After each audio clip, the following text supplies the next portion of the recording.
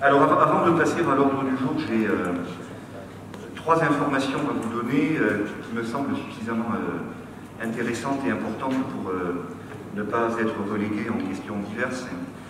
Bon, la première, c'est une très bonne nouvelle que je tiens à vous annoncer. Nous allons avoir une école d'infirmières ici, au Vigan.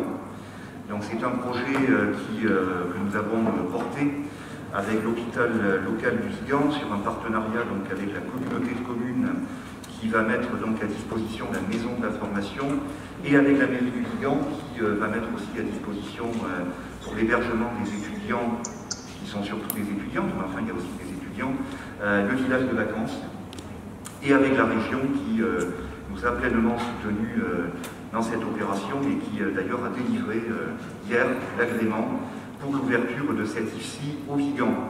Alors pour dire concrètement pourquoi nous sommes très contents de cette réussite, il faut bien employer le mot, septembre 2021, 20 étudiants, septembre 2022, 40 étudiants, septembre 2023, 60 étudiants. Dans le même temps, nous avons obtenu l'agrément pour monter en puissance sur l'école d'aide-soignante qui est déjà présente sur l'hôpital local.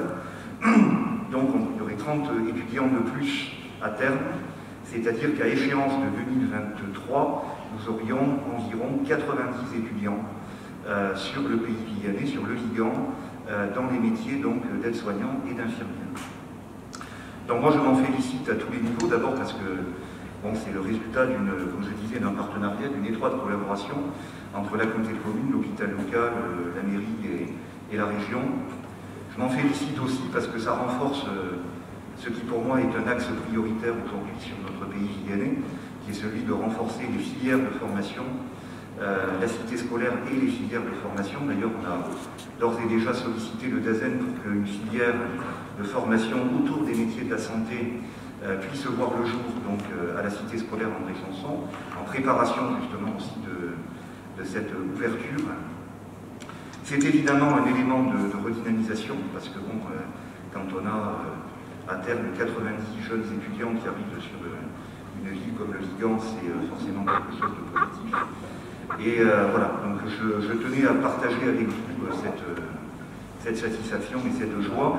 Et puis ça va renforcer aussi, je pense que c'est important, l'hôpital local, qui quand même a connu il y a quelques années des menaces fortes sur son existence. Et donc là, c'est l'existence de cette ici va donc le renforcer. Voilà, ça c'était la bonne nouvelle de la soirée. Oui, Sylvie. Vas-y. Puisqu'on est dans les informations, j'ai demandé donc à ce que la ville du Vigan soit centre de vaccination Covid.